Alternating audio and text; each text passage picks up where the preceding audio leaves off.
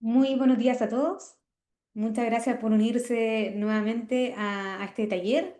Hoy iniciamos el módulo uno con el taller número uno titulado Comprendiendo las deudas, tipo y estrategias de manejo. Bueno, como bien saben, siempre son cuatro talleres. Los talleres de este módulo se van a desarrollar los días miércoles de 10:30 a 12:30. Aquí están las fechas de los talleres. Hoy empezamos con el módulo, con el taller número uno.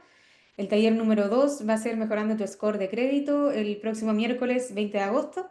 El taller número 3 Estrategias para salir de deudas, va a ser el miércoles 27 de agosto. Y el último taller de este módulo es Uso responsable de la tarjeta de crédito, que se realizará el miércoles 3 de septiembre. ¿Ya? Bueno, en el chat voy a dejar el formulario de la encuesta de este módulo. Como saben, para cada módulo tenemos una evaluación inicial, así que la voy a dejar aquí en el chat, ahí está el link, para que la puedan responder, por favor. Así nosotros al finalizar los módulos vamos evaluando cómo han avanzado en cuanto a aprendizaje. Bueno, como saben, los talleres son grabados, se suben a un canal de YouTube, el cual siempre le enviamos el enlace. Y para las personas nuevas que no se han inscrito en el programa, igual les voy a dejar en el chat el enlace porque sabemos que han llegado personas de otros programas que se han inscrito, pero que han ingresado a este taller, pero han ingresado solamente a través del link de Zoom, pero no se han inscrito, así que para tener los datos y poder enviarles toda la información, les voy a dejar en el chat el formulario de inscripción. ¿Ya? Mientras lo busco, le voy a dar el paso a Cintia para que pueda iniciar con el taller. Gracias, Génesis. Buen día, bienvenidos a todos los participantes de este módulo número 3, ya que comenzamos hoy día. Voy a comenzar entonces con la presentación y también quiero contarles un poquito más en detalle de lo que se va a tratar este módulo, ya que hay bastante información nueva, ahí sí, que vamos a ir aprendiendo. Ahí sí, ya. Entonces, bueno. Este módulo número 3 se llama Gestión Inteligente de Deudas y Crédito. Ya estuvimos viendo en los anteriores, vimos ahorro, vimos primero presupuesto, vimos inversión, vimos ahorro y ahora entonces pasamos con una parte bastante relevante también de nuestras finanzas que se relacionan con deudas y crédito. Y en el objetivo principal de este módulo número 3 es aprender a conocer, clasificar y manejar las deudas de forma estratégica para que trabajen a nuestro favor y no en contra, mejorando nuestro historial y nuestra tranquilidad financiera. Vamos a hablar de algunos conceptos también relacionados con cómo los bancos también pueden ser nuestros socios, ¿cierto? En algunas ocasiones y cómo intentar sacar beneficio, digamos, del sistema de deudas y crédito al que podemos tener acceso y no que sea al revés, ¿verdad? Sino que podamos usarlo a nuestro favor.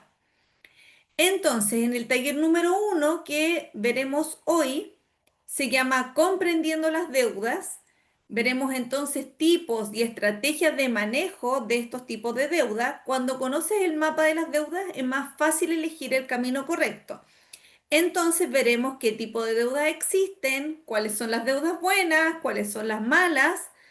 También vamos a hablar un poco de que a veces podemos tomar una deuda como buena y no termina siendo tan buena, ya no solo todo va a depender de la intención, sino también de cómo lo ejecutamos después en la práctica y cómo tomar decisiones que nos beneficien a largo plazo.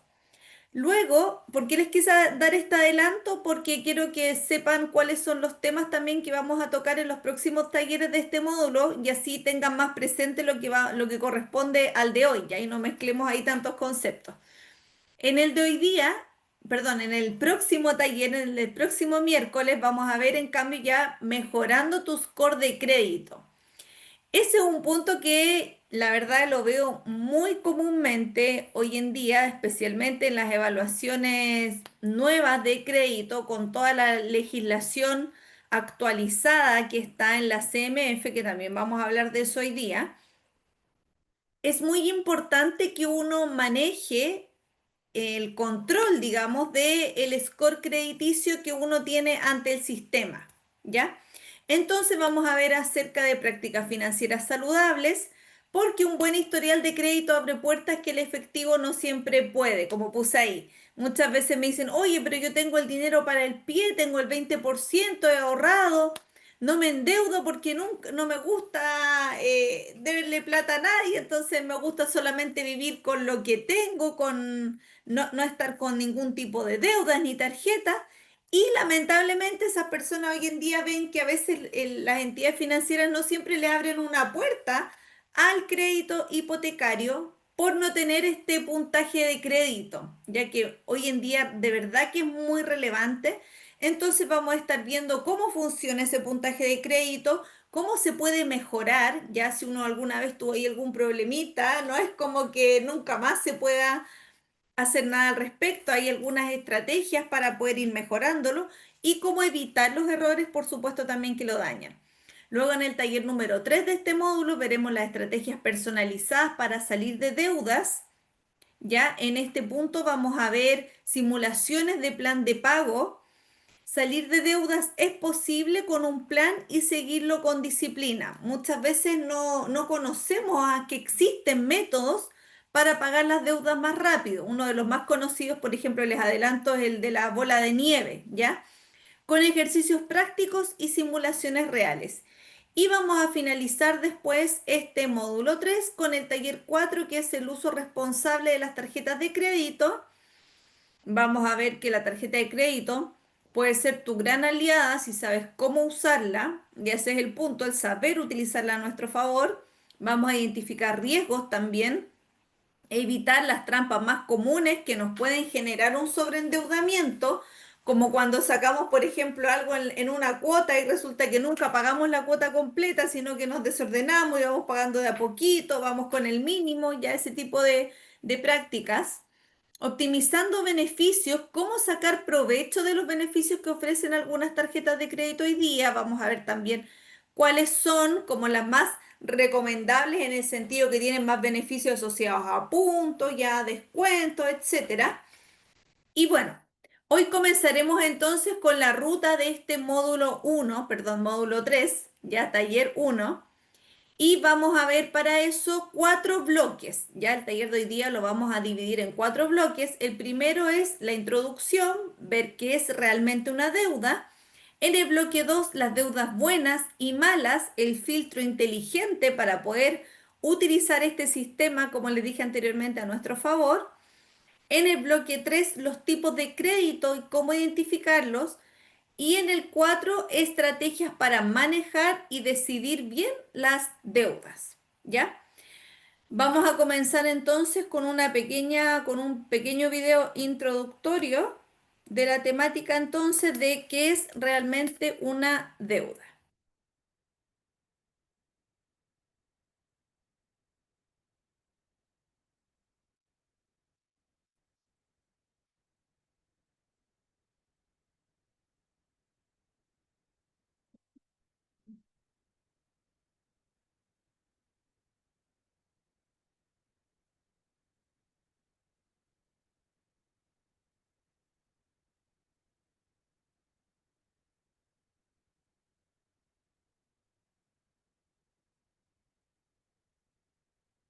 Ya hice.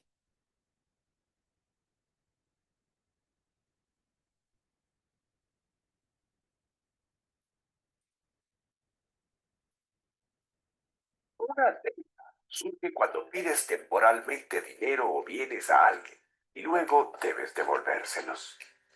Estas pueden ser con familiares, amigos, prestamistas o instituciones financieras, y sin importar con quién sea, lo importante es honrar tu palabra retornando lo que te prestaron. Una de las deudas más comunes es la que adquieres por un préstamo financiero. Esta es una cantidad de dinero que una entidad financiera otorga a un cliente por un tiempo específico e incluye un cobro por el uso de este dinero, llamado interés. Un préstamo financiero puede ser solicitado para invertir o comprar bienes necesarios para tu hogar o negocio cuando no tienes el monto total necesario, o para una emergencia extrema que sobrepasa el dinero que tienes reservado en tu plan de ahorro. Por lo tanto, un préstamo financiero debe orientarse a inversiones que generen el aumento de los ingresos, pues los gastos personales o emergencias no producen ninguna ganancia o crecimiento. Existen préstamos buenos y malos. Los buenos son aquellos que satisfacen una necesidad real, se ajustan a tu presupuesto, nunca exceden tu capacidad de pago, generan ingresos a futuro y son otorgados bajo el marco de condiciones seguras de ley. Los préstamos malos son aquellos que están por fuera de tu capacidad de pago. Son usados para consumos de corto plazo, no generan ganancias posteriores y están por fuera del sector financiero formal como los prestamistas o gota a gota, que generan cobros excesivos, intimidación, cobranza agresiva y maltrato.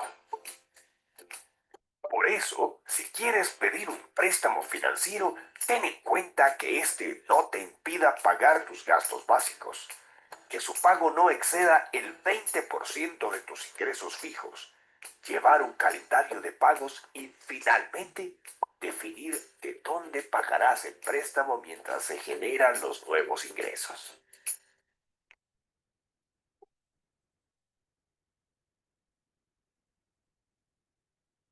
Ya.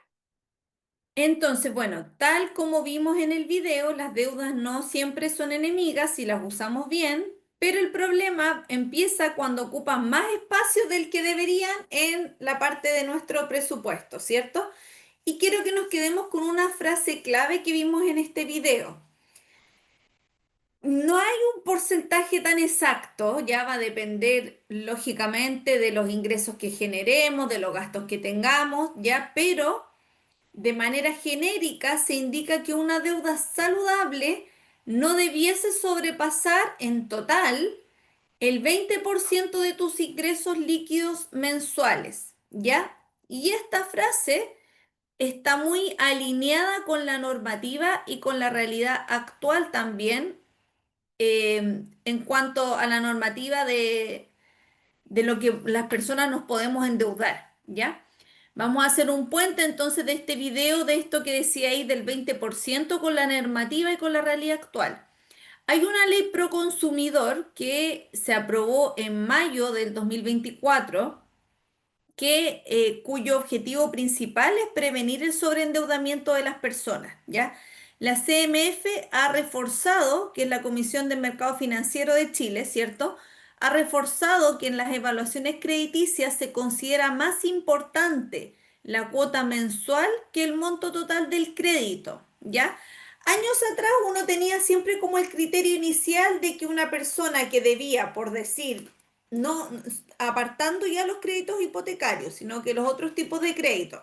Si una persona debía 10 veces su sueldo o más, ya se consideraba de inmediato sobreendeudada en el sistema. Ya entonces no lograba aprobaciones de crédito hipotecario, por ejemplo, ya, sino que aparecía ahí casi una lucecita roja en el sistema en su puntaje crediticio, ¿ya? Pero actualmente esa política ya no es tan estricta en relación a un porcentaje de decir ya mi sueldo por tanto es saludable o estoy sobreendeudado, sino que se refuerza mucho más cuánto se paga mensualmente por ese crédito, ¿ya? Lo voy a desglosar más adelante con un ejemplo práctico. Puse ahí, por ejemplo, en los créditos hipotecarios, ya, a pesar de que hay distintos criterios, ya, por lo general los dividendos máximos rondan entre el 25 y el 33% de la renta líquida mensual. Sin embargo, igual hay un límite que está condicionado por las otras deudas que uno tiene. Dice ahí, límite total, dividendo, más todas las demás cuotas no deben pasar el 50% de la renta líquida de una persona, ¿ya? Entonces, supongamos que yo me voy a, no sé, gano 1 millón de pesos, ¿ya? Y me voy a evaluar en una entidad financiera y quiero llegar al dividendo máximo porque las propiedades están con un alto costo, ¿ya? Entonces, la verdad que digo, quiero ver cuánto es lo máximo que me podrían aprobar. y me voy a una de estas entidades financieras ya que permiten esta relación mayor de hasta un 33% entre el dividendo y la renta líquida. Entonces, en ese caso, si la renta líquida, dice ahí, es de 1 millón, el dividendo máximo sería 250.000 pesos en las entidades que son más estrictas con este 25%, como el Banco del Patito, como digo yo ahí en las redes sociales, ya son bien estrictos con que el dividendo tiene que ser un cuarto de tu renta líquida, ¿ya? O si me voy a otro banco que sea un poquito más flexible, que me permita llegar a una relación mayor, me podría llegar un dividendo máximo de 330, pero eso va a depender del total de cuotas que yo esté pagando, incluyendo ese dividendo. ¿Por qué? Porque si me voy a un banco que me permite llegar hasta el 330, pero yo tengo créditos y cuotas de tarjeta de crédito y todo, que sumado mensualmente hacen 200.000 pesos, por ejemplo, me excedo de 50, entonces no voy a conseguir una aprobación, ¿ya? Tal como puse ahí, el caso de María, un ejemplo con renta de 1 millón de pesos, que estaba solicitando un dividendo de 300.000, que es como una cifra bien promedio, un 30% de la renta líquida, y tenía un crédito de consumo más unas compras en cuotas en tarjeta de crédito que sumaban 280.000 al mes, ¿ya? Entre las tarjetas más el consumo. Entonces, este dividendo que ella quería pedir de los 300.000 pesos, más las cuotas que pagaba actualmente, nos da un total de 580.000. Por lo tanto, eso correspondía a un 58% de su renta, por lo tanto, le rechazaban las solicitudes hipotecarias. ¿Cuál sería una posible solución a estudiar, por supuesto, viendo tasa, viendo un montón de temas, ya, pero una solución a ese tipo de casos es que una posible, por ejemplo, compra de cartera y reestructuración?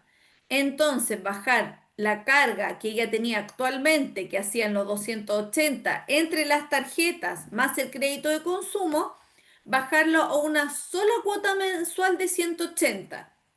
Entonces, ¿qué es lo que ocurre en esos casos, cierto? Muchas veces con estas consolidaciones de deuda, que obviamente la mayoría de las veces se nos va a alargar el plazo, ya para poder lograr esto, para poder equilibrar un poquito más nuestra carga financiera mensual, que es lo que está mirando mucho hoy en día el banco.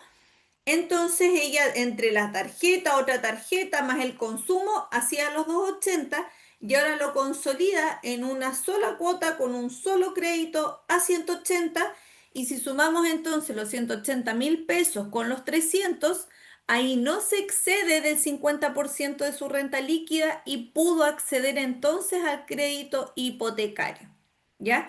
Por eso es tan importante entonces que en el nivel de deudas que nosotros nos encontremos hoy día, nos fijemos no solamente en el total que debemos, en el total de la deuda que estamos tomando, en el costo total del crédito, sino también cómo nos va a afectar a nuestra carga financiera mensual.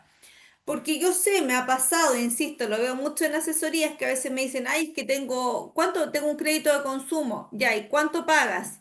500.000. Ya, pero eso es un costo elevado. ¿Y cuánto sacaste? No, saqué 5 millones, pero es que lo quise sacar en pocas cuotas por los intereses y para salir rápido. Lamentablemente, si está en un proceso de que quiere pedir un crédito hipotecario o u otro tipo de crédito, ¿cierto? Pero que necesita todavía obtener alguna evaluación crediticia por parte de un banco, en esos casos, lamentablemente, no siempre hay que priorizar el menor pago de intereses, sino que hay que priorizar un mejor perfil financiero. Y ese mejor perfil se va a identificar con que nuestra cuota mensual sea lo más baja posible. ¿Por qué? Porque el banco, por las instrucciones de la CMF y por sus políticas de riesgo también, no quieren que uno deba en total más del 50% de su renta líquida, ya para que tengamos como ese panorama bastante claro. Definición de deuda entonces, definición sencilla de este concepto. Es usar dinero que no es tuyo con un compromiso de devolverlo bajo condiciones pactadas, que esto sería un costo adicional, el cual se llama interés. Tenemos algunos mitos y realidades sobre las deudas. El mito número uno es decir que todas las deudas son malas. Realidad. Hay deudas que ayudan a generar patrimonio. Una de esas podría ser el crédito hipotecario. No siempre, ya, ojo, también lo tengo que decir. Años atrás uno podía comprar prácticamente cualquier propiedad y estaba seguro que esa propiedad iba a subir de precio en el tiempo, que iba a generar ingresos pasivos después cuando hoy día ya no es tan así, ya no es como que toda inversión inmobiliaria uno se vaya a la segura de que te va a ayudar a generar patrimonio, ¿ya? Pero por lo general debiese ser la regla, igual vamos a ver eso más en detalle. O también un crédito que permitan inversiones productivas, ¿cierto? Bueno, estamos acá en este taller que es de la ACET. Me imagino entonces que algunos de ustedes quizás conocerán estos créditos que otorgan los FOGAPE, por ejemplo, a las empresas para hacer algún tipo de inversión que nos permita generar más ingresos y más utilidades, ¿cierto? En el mediano plazo, corto plazo, idealmente, ¿verdad? Pero no es que todas las deudas siempre vayan a ser perjudiciales y ahí haya que tenerles miedo, ya tampoco se trata de eso.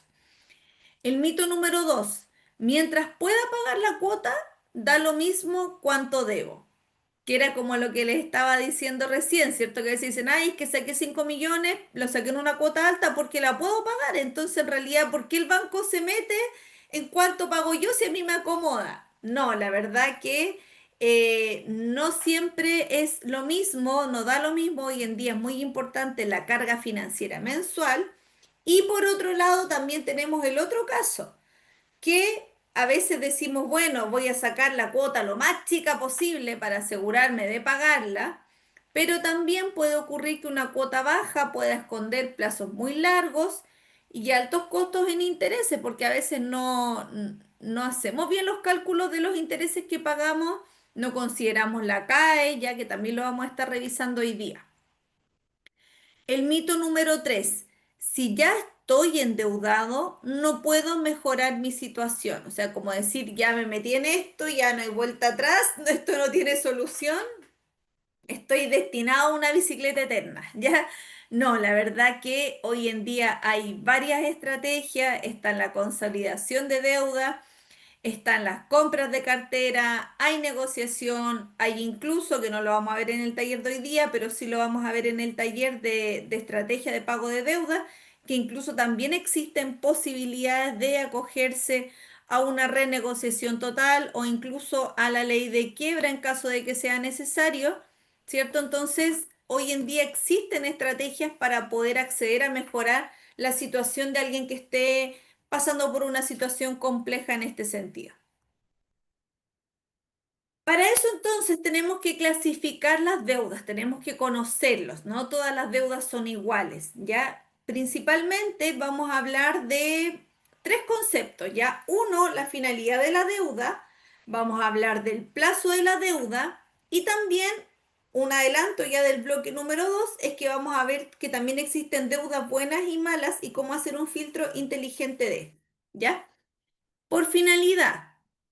Primero, el más común, ¿cierto? La deuda más común es la deuda por consumo, que son compra de bienes o servicios no productivos, televisores, viajes, ropa, etcétera, ¿ya? La inversión se espera, yo diría más que generan, se espera que generen ingresos o patrimonio. Por ejemplo, una inversión en un local comercial, en estudios también podría ser una inversión, ¿verdad? La inversión inmobiliaria también, como ya estuvimos viendo. Y también pueden existir deudas de emergencia, situaciones imprevistas, ejemplo, enfermedad, una reparación urgente que tuvimos que realizar, ¿ya? También vamos a definir algunas deudas según el plazo.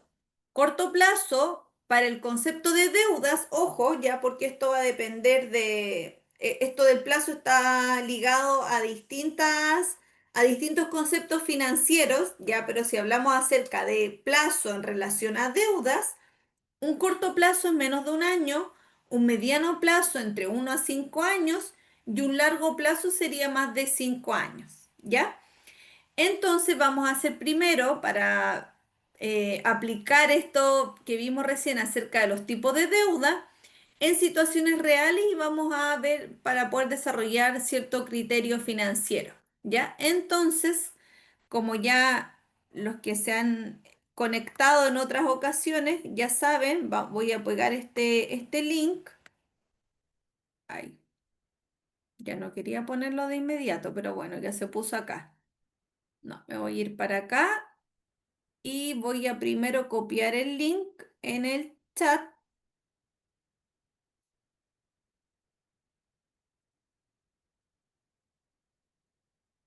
Listo.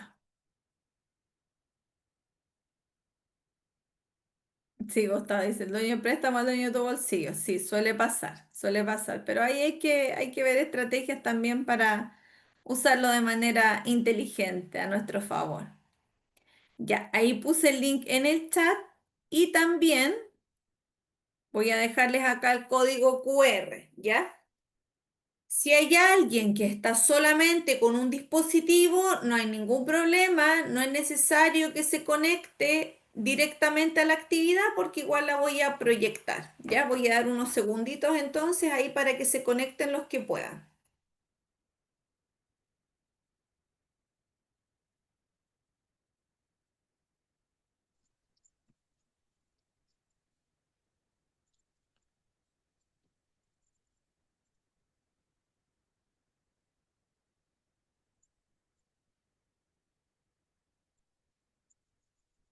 Ya les va a aparecer entonces eso en la pantalla. Indican su nombre. Ya, qué bueno, se pudieron conectar ahí Rosa, Esther, Patricia, Mariana, Fernando. Elisvan, Jaime también. Perfecto, comenzamos entonces.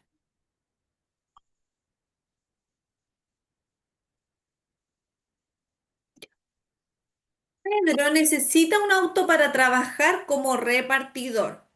Ya hizo los cálculos y los ingresos que generará triplicarán el valor de la cuota que tendrá que pagar. ¿Qué tipo entonces de deuda sería principalmente? ¿Ya? Si él lo tiene con ese objetivo. Sería uno de consumo corto plazo, 2 de consumo mediano plazo, 3 de inversión mediano plazo o 4 emergencia de largo plazo. Ya vayan poniendo en el chat también cuál es la opción que creen más correcta y la van cliqueando también los que pudieron ingresar entonces directamente a la actividad. Me voy a ir al chat entonces. Recuerden que él no está comprando un auto para salir a pasear. Ya, Gustavo nos dice la 3, Verónica nos dice la número 3, Esther nos indica que es de mediano plazo, R fue en salida número 3. Ya, vamos entonces a la actividad y veamos entonces si corresponde a la número 3. Correcto. Pregunta número 2. Ana y José ganan 1.200.000 pesos líquido entre ambos. Quieren un crédito hipotecario, cuyo dividendo sería de 350.000 pesos. Ana paga un crédito de la caja de compensación, debe ser ahí, faltó, de la caja de compensación por 180.000 pesos y José un crédito de consumo por 150.000. Pero el banco le rechaza la solicitud. ¿Cuál es la razón más probable del rechazo? Veamos entonces, el dividendo son 350.000, vamos sacando cuentas, ¿verdad? 350.000, ya, y tenemos después de estos 350.000, tenemos un crédito de Ana, porque cuando complementan renta también se suman los gastos también, ¿ya? Entonces tendríamos el crédito de Ana de 180 más el consumo de José por 150 y nos da un total de 680.000 pesos. Entonces, dice ahí, el dividendo es muy alto en relación a su renta, sobre el 33%. Ya veamos si sería ese uno de los motivos. Si yo saco el 33%, que es lo máximo que me podrían llegar a permitir algunas entidades, si saco el 33% de 1.200.000, nos daría 396.000, ¿ya? Número 2, la suma, perdón, de todas sus cuotas excede el 50% de su renta líquida. Número 3, el monto total del crédito hipotecario es demasiado alto. O número 4, no tiene suficientes ahorro para el pie. ¿Cuál sería entonces, de acuerdo a lo que hemos estado viendo hoy día, ya si tenemos este panorama, cuál es el motivo más probable por el cual les podrían estar rechazando el crédito? Veamos si corresponde a la 1, a la 2, a la 3 o a la 4. Me van contando entonces ahí en el chat. Ya. Ay, tenía harta respuesta, no las había visto. Mariana 2, Verónica 2, Maricruz 2, Esther 2, Fernando 2, Génesis 2, Sole 2, Patricia 2 y Gustavo 2. Todos de acuerdo entonces con la misma, que justamente excede el 50% de su renta líquida. Y así que para que, qué bueno que les quedó bien integrado, porque ese es un tema hoy día. Aprendieron súper rápido en asesoría, a veces lo tengo que explicar muchas veces. Y finalmente la pregunta 3. Pedro cada año usa su tarjeta de crédito para comprar regalos de Navidad en 3 cuotas sin interés. ¿Ya? Así compra los regalos. Pedro está organizado para hacerlo de esa manera todos los años. Clasifiquemos entonces esta deuda. ¿Sería un consumo de mediano plazo? ¿Sería un consumo de corto plazo? ¿Es una emergencia de corto plazo o es un consumo de largo plazo? Veamos entonces cuál sería la opción más correcta para clasificar esta deuda que realiza Pedro todos los años en Navidad. Verónica nos dice la número 2.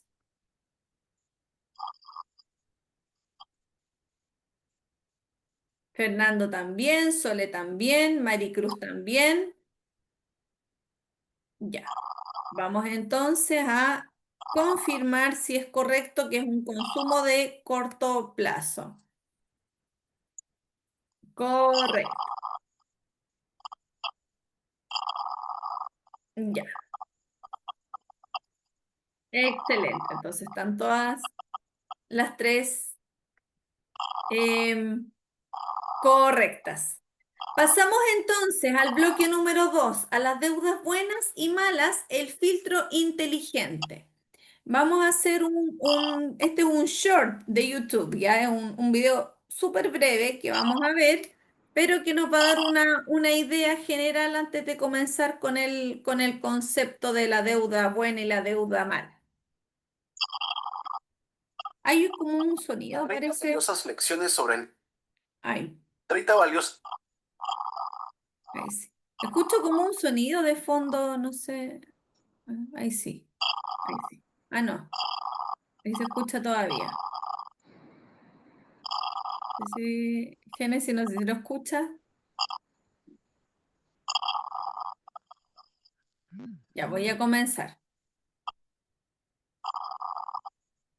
30 valiosas lecciones sobre el dinero. Lección número 4. Haz un presupuesto inteligente. ¿Sientes que el dinero se te escapa como agua? La solución no es ganar más, es controlar lo que ya tienes. Un presupuesto no te quita libertad, te da dirección para usar tu dinero sin preocupaciones. Divide tu dinero en 3 partes. 50% para necesidades, como renta y comida, 30% para gustos, como cine y salidas, y 20% para ti, para que lo puedas utilizar para ahorrar o para invertir. Los gastos invisibles te pueden dejar en cero. Anota todo por una semana. Usa aplicaciones automáticas o hazlo manual. Anota ingresos. Resta gastos fijos primero. Lo sobrante, divídelo 50, 30 y 20. Si te cuesta controlar lo que gastas con tarjeta, usa efectivo en sobres. Así ves cuánto tienes y cuando se acaba, se acabó. Tu cerebro lo entiende mejor. Un presupuesto te quita el estrés de ¿me alcanzará? Sabrás exactamente a dónde va cada centavo. El dinero no controla tu vida, tú controlas tu dinero. Ya. Entonces, bueno, ahí estamos hablando un poco del concepto, ¿cierto?, de ordenar nuestras finanzas y también eso nos da una pequeña introducción a la revisión de los porcentajes que estaban hablando allí en el video, ¿ya? Dice primero, concepto de deuda buena. Definición. Es una deuda que bien planificada, ¿ya? Y que con bastante conocimiento, debo decirlo, genera ingresos, valor o patrimonio en el tiempo. Ejemplos típicos que podemos encontrar entonces para una deuda buena. Un crédito hipotecario para vivienda o para inversión en caso de que esté bien evaluada, ¿ya? Un crédito para negocio con alta probabilidad de rentabilidad, ojalá también ya puesto una cierta práctica. También podría ser un préstamo educativo que mejora tu empleabilidad y tus ingresos futuros, ¿ya? Cuando adquirimos entonces una deuda, un crédito, para ese tipo de situaciones, ¿verdad? Con la intención de que algo que nos aporte a nuestro valor o a nuestro patrimonio, entonces en esos casos de manera general vamos a hablar que se trata de una deuda buena. Advertencia clave. Tener la intención de que sea deuda buena no garantiza que lo será. A mí me ha pasado, ya creo que todo alguna vez nos ha pasado, a todos los que hemos emprendido o hemos hecho algún negocio, que a veces nos apalancamos, como se dice, que es pedir dinero prestado para una inversión, ¿cierto? Y no siempre tuviste el resultado que esperabas. Entonces, por más de que esa deuda, la intención era buena, eso no garantiza 100% que lo va a hacer, ¿ya? Y voy a hablar de un ejemplo real de inversión inmobiliaria que puede volverse deuda mala, que es algo que no se habla mucho hoy en día de este tema, ya como que todavía existe a veces la idea de que toda inversión inmobiliaria es segura y es rentable y que vas a construir tu libertad financiera. No, la verdad que no siempre es así hoy en día, ¿ya? Por ejemplo, si hay una propiedad nueva que compramos en un sector que está saturado, por ejemplo, el sobrestock que estamos viendo hoy en día en varias comunas de Santiago, principalmente en Santiago Centro. ¿Qué es lo que ocurre eso? ¿Cuál es la consecuencia? Vamos a tener un arriendo mensual menor que el dividendo y lo que nos va a generar un flujo de caja negativo. Por lo general estamos hablando acá de arriendos mensuales menor que el dividendo, pero de manera importante. Ya, por ejemplo, algo común que veo hoy día para este tipo de propiedades, un dividendo de 450.000 pesos y un arriendo de 250. Entonces, ese flujo de caja negativo para algunas personas a veces no es posible seguir eh, asumiéndolo, ¿ya? Por otro lado, crédito en UF. Con la inflación, la cuota, el dividendo nos va subiendo cada mes, ¿ya? Otro punto a considerar, el valor de la propiedad, como está en un sector saturado que mucha gente está tratando de vender, el valor de la propiedad baja en lugar de subir. Entonces tengo un crédito hipotecario que va subiendo por la UEF, pero cuyo valor de la propiedad que está en garantía por ese crédito, si lo quiero vender, probablemente capaz que ni siquiera me alcance para cubrir el crédito, ¿ya?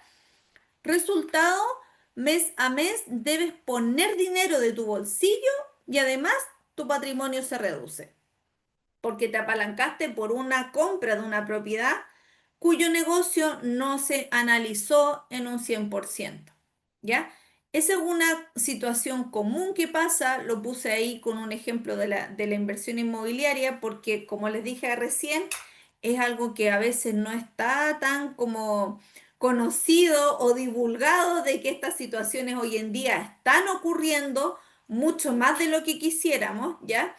Entonces, no siempre, volviendo al tema de este taller, ¿cierto? Y de esta parte del bloque, que no todas las deudas, por más que tengamos la intención de que esa fuera una deuda buena, igual se puede convertir en una deuda mala, ¿ya?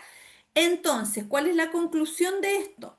Que antes de tomar cualquier deuda buena, hay que conocer a fondo el mercado y el negocio, ¿ya?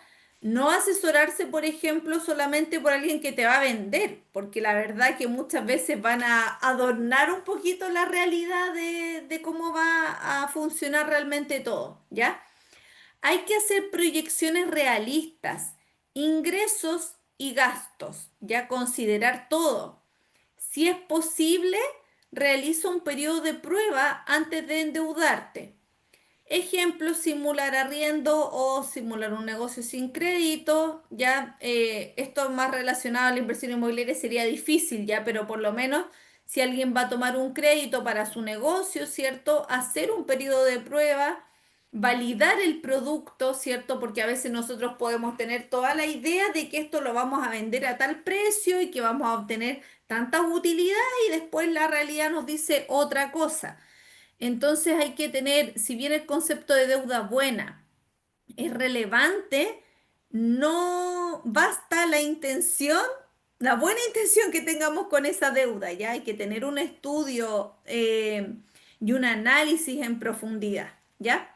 Por otro lado, el concepto de deuda mala, eso ya es más fácil de identificar porque cualquier persona sabe que si me voy a endeudar, voy a sacar un crédito de consumo para irme de vacaciones, es como sentido común que esa deuda no está aportando a mi patrimonio, ¿verdad?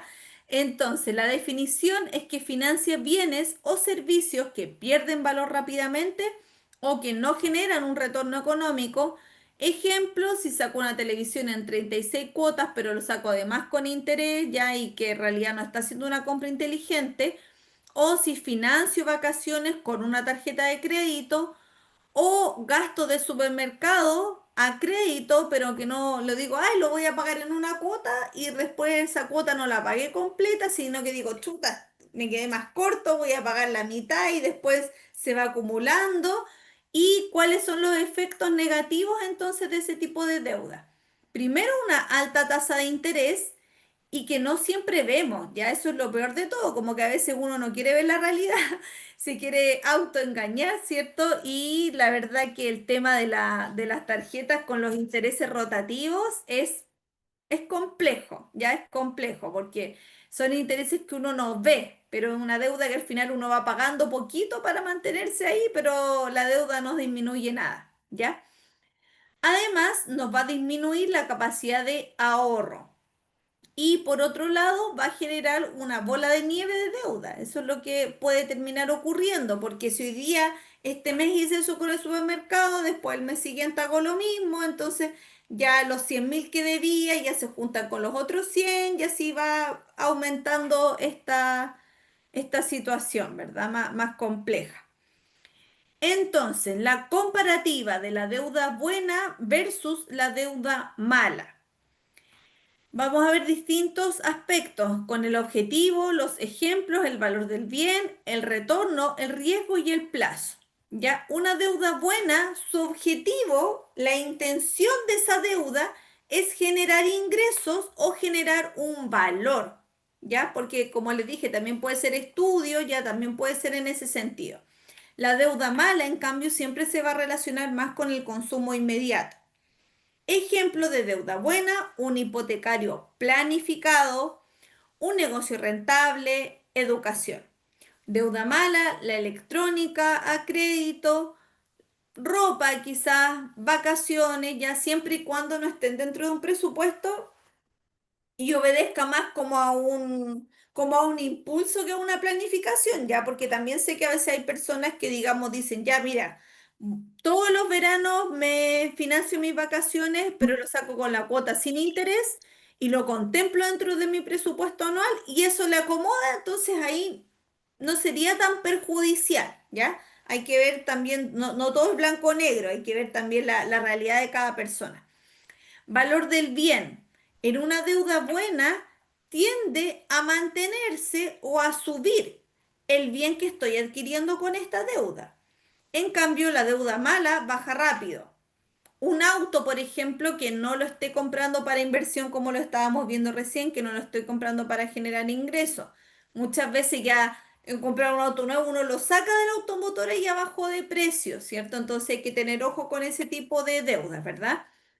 El retorno, para la deuda buena sí debería existir un retorno, ya sea directo o ya sea indirecto, por ejemplo, a través de los estudios, o indirecto si quizás hoy día, por ejemplo, compré una propiedad que apenita me está pagando el arriendo, me logra pagar el dividendo, ya no me está generando un ingreso directamente, pero esa propiedad está subiendo de valor en el tiempo. Entonces ese retorno sería indirecto porque aunque no estoy recibiendo plata en mi bolsillo hoy día por esa propiedad, eventualmente en una posterior venta a futuro sí me va a generar un retorno. Ya entonces también existe esa posibilidad.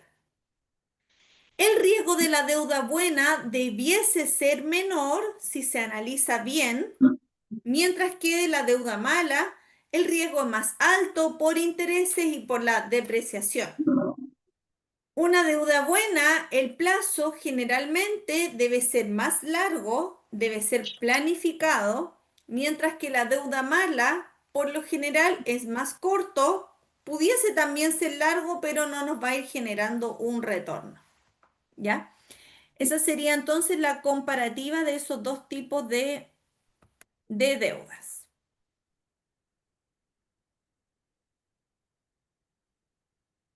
Listo. Pasamos entonces a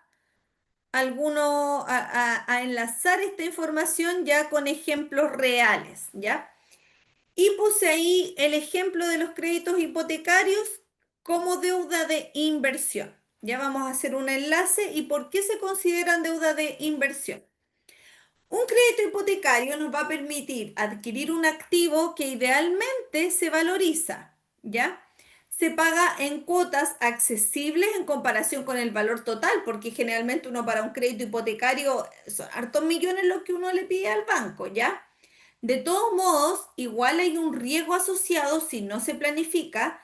Puede ser, por ejemplo, un sobreendeudamiento. Muchas personas hoy en día, hoy estamos bombardeados con que compra, aunque no tengas el pie, ya adquiere este departamento de inversión y paga el pie en cuotas desde no sé cuánto. Si vamos sumando entre el dividendo y este pie en cuotas, ya nos puede generar una situación de sobreendeudamiento. O comprar también, como dice allí, como ya les he mencionado, en zonas de sobrestock inmobiliario. También es un tema no calcular los gastos asociados. No pregunté cuánto tenía que pagar de contribuciones. No tengo un fondo de emergencia para mantenciones. Me llamó el arrendatario que tuvo un problema, que se le filtró algo, que se le echó a perder calefón, no sé qué. Gastos asociados que no contemplé. Y por último, la administración. Cuando a veces hay casos que digo, en realidad se me ha hecho más complejo administrarlo por mi cuenta y tengo que contratar los servicios que por lo general van a ser como un 10% del valor del arriendo. Entonces, no considerar todos estos factores también nos resulta en una situación de mayor riesgo, ¿ya? Hay una palabra, ¿cierto?, que se usa mucho en el rubro inmobiliario principalmente, pero también en realidad para todo tipo de deuda de inversión, ya que es el apalancamiento. Apalancamiento es que yo pongo un porcentaje del dinero, ¿cierto? Pero el resto del dinero, la mayor parte del dinero dentro de una inversión, la realizo con dinero prestado, ¿ya? Y eso tiene sus cosas buenas y sus cosas malas, ¿ya? El apalancamiento, como digo yo, eh, puede ser, es un multiplicador, ¿ya? Es como que el apalancamiento, si yo hice una buena compra, me multiplica los beneficios, porque significa que voy a ganar mucho dinero en relación al dinero que yo invertí inicialmente, ¿ya? Pero si ocurre lo contrario, si hice una mala compra, es un multiplicador de problemas, ¿ya? Entonces hay que tener cuidado con el apalancamiento. Y una pregunta que me llega muy comúnmente, si es una deuda buena, una deuda mala, es una buena decisión o no, para cuando uno quiere comprar para vivir, ¿ya? Esa diría que es una de las preguntas más frecuentes que me hacen. Dicen, oye, yo quiero comprarme una propiedad para vivir, pero he escuchado tanto que eso no es inteligente, que ahí tu propiedad no es un activo, que en realidad solamente estás sacando plata de tu bolsillo. Entonces, ¿Cuál es la mejor decisión? ¿Cómo hacer para que el crédito hipotecario en ese sentido sea una deuda buena y no mala? ¿Ya? Entonces les voy a contar algo, una pequeña historia personal. ¿Ya? Hace unos años, como en el 2019 más o menos, yo vivía en Santiago Centro. Tenía un departamento propio que había comprado, que en ese tiempo costaba alrededor de como 70 millones de pesos, ¿ya? Por razones de trabajo y por estudio de mis hijos, quería mudarme a Providencia. Entonces me puse a ver departamentos allá, eh, me puse a cotizar, digamos, departamentos similares, digamos, 2 dormitorios, 2 baños, no era nada tampoco tan fabuloso ya, pero me di cuenta que propiedades de características similares a la mía costaban desde 140 millones hacia arriba, o sea, costaban el doble. Y yo decía, chuta, tengo la comuna al lado, estoy en Santiago Centro y estoy viendo un poquito más acá y la verdad que los precios se disparaban, o sea, ver 2 dormitorios, 2 baños con estacionamiento era muchísima la diferencia. Claro, eso obedece a oferta y demanda como sabemos. Ya, por ejemplo, en Providencia uno no ve miles de edificios de 20 pisos residenciales como uno ve en Santiago Centro, ¿cierto? Entonces eso también va variando mucho en el tema del costo de la propiedad, ¿ya? Entonces, en definitiva, sacaba cuentas y costaba, ese era como el número, costaba el doble, ¿ya? Entonces me puse a hacer cálculos rápidos. Dije, a ver, si mi departamento, que está en Santiago Centro, en ese tiempo lo podía arrendar como en 350.000 pesos mensuales. Y en Providencia, un departamento similar se arrendaba como en 480.000. Entonces empecé a sacar cuenta. Dije, si vendo y compro en Providencia, me quedo con un dividendo altísimo que ni siquiera el banco me lo aprobaba, ya porque el dividendo subía demasiado, porque era como el doble del valor de la propiedad. En cambio, si arrendaba, la diferencia entre yo lo que iba a recibir de arriendo, que eran los 350, y lo que pagaba por vivir en Providencia, eran como 130.000 pesos, una cifra que se acomodaba bastante porque dije voy a ahorrarme en benzina, me ahorro en traslado, en tiempo. Entonces la verdad que ahí sí me hizo sentido en ese escenario, ya que para mí en ese minuto la opción más inteligente era arrendar y no comprar para vivir, ¿ya? Entonces, esa fue la conclusión para mí en ese minuto, que arrendar en Providencia para mí en ese minuto era más rentable que comprar, ¿ya? Años después, en cambio, decidí cambiarme donde estoy ahora, en la quinta región, porque necesitábamos más espacio. Se nos agrandó la familia y ya los departamentos y más pandemia y todo eso, ya estábamos colapsados, ¿ya? Entonces, acá en la quinta región encontramos una casa donde el dividendo que actualmente pago es menor de lo que yo tendría que pagar si arrendara esta propiedad. En ese caso, entonces, comprar sí fue la mejor opción. ¿Cuál es la moraleja de esto y por qué les pongo estos ejemplos? Porque la verdad que no hay una respuesta universal. No podemos decir que siempre comprar para vivir va a ser una buena opción o una mala opción, o es mejor comprar siempre departamentos de inversión, que es algo que se habla mucho hoy en día. No, siempre va a depender de cada caso. A veces comprar es lo mejor, otras veces arrendar es más inteligente, depende de los números y también depende de tu situación personal. ¿Ya? Entonces, ¿alguna vez han comparado ustedes el costo real de arrendar versus el comprar antes de tomar una decisión? ¿Ya? ¿Cómo están ahí en esa situación? A ver, cuéntenme primero ahí en el chat para tener una idea cuál es su situación hoy día habitacional. ¿Tienen una propiedad, son propietarios, están arrendando? Cuéntenme ahí un poquito para entender su contexto. Me voy al chat. Y también depende de la situación en la que esté, porque por ejemplo, yo antes, después de comprar esta propiedad, también hice otras compras que la verdad yo reconozco no fueron tan inteligentes, las hice de manera apurada, pero porque sabía que después iba a ser independiente y me iba a costar mucho comprar una propiedad de manera posterior como independiente. Entonces, depende de muchos factores, ¿ya? ¿Hay créditos hipotecarios que no sean en UF? Dice Gustavo. Al día de hoy, lamentablemente no. En el mercado hipotecario actual están todos los créditos hipotecarios en UF. Lo que sí tenemos opciones de fija y variable, pero están todos en UF actualmente. Fernando me pregunta, ¿dónde puedo encontrar el valor de vivienda nueva usadas en regiones O'Higgins en San Bernardo?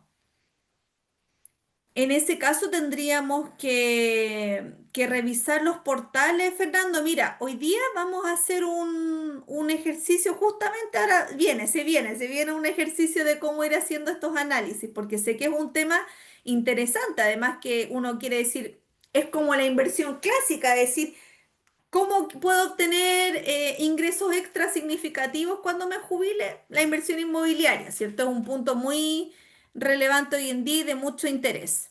Pero la vivienda se desvaloriza, eso va a depender, Sole, eso va a depender. Unos años atrás, prácticamente propiedad que uno compraba se iba a la segura de que no se iba a desvalorizar. Hoy en día, lamentablemente, ya no es así. Existe ese riesgo. Está el riesgo potencial de que una propiedad hoy día se pueda desvalorizar lamentablemente. Maricruz, adicional a lo indicado, los bancos establecen un límite de edad para otorgar un crédito hipotecario, dado que estos suelen tener plazos de pago a largo plazo.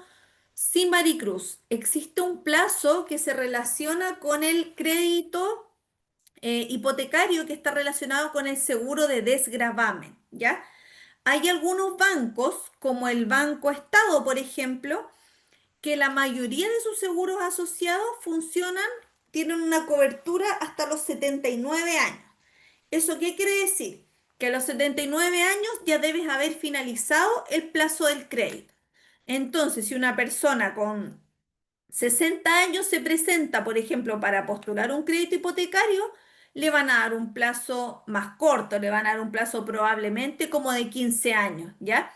Y hay otros bancos, en cambio, que exigen están asociados con con seguros de degravamen más acotados. Por lo general, van a aceptar como mínimo hasta los 74 años, Maricruz, más o menos, ya hasta los 74 años que tú finalices el crédito hipotecario, ¿ya? Y de acuerdo a eso es el plazo que te calculan entonces. Entonces, de que es posible adquirirlo, no sé, teniendo como se llama este programa de Silver Finance para mayores de 55 años, sí, es posible, pero hay que hacer ese cálculo. Para una persona, por ejemplo, de 55 años, en el Banco Estado, si tiene buena salud, podría llegar a un plazo de más de, no alcanza los, a ver, 55, 20, como de 20 años más o menos podría ser un plazo al que podría llegar, ¿ya? Sole, vive en casa propia y tengo casa para arriendo. Elisban nos comenta que arrienda. Fernando, todos pasamos previamente por el arriendo, luego vamos por el hipotecario. Vero nos cuenta que arrendamos nuestra casa en Santiago y con eso pagamos arriendo en la quinta región y nos queda un flujo positivo. Ven que puede ser una buena alternativa esa, muy bien pensado, Verónica. Rosa, tengo casa propia en arriendo y comprando un par de oficinas para arriendo. Ah, bien, inversionista y Rosa. Hicimos lo mismo que tú, arrendado un departamento, luego cambiamos el arriendo por hipotecario. De todas maneras, más conveniente. Claro, eso sí, hace 25 años atrás fueron 20 millones y hoy el valor de la casa alrededor de 90 millones.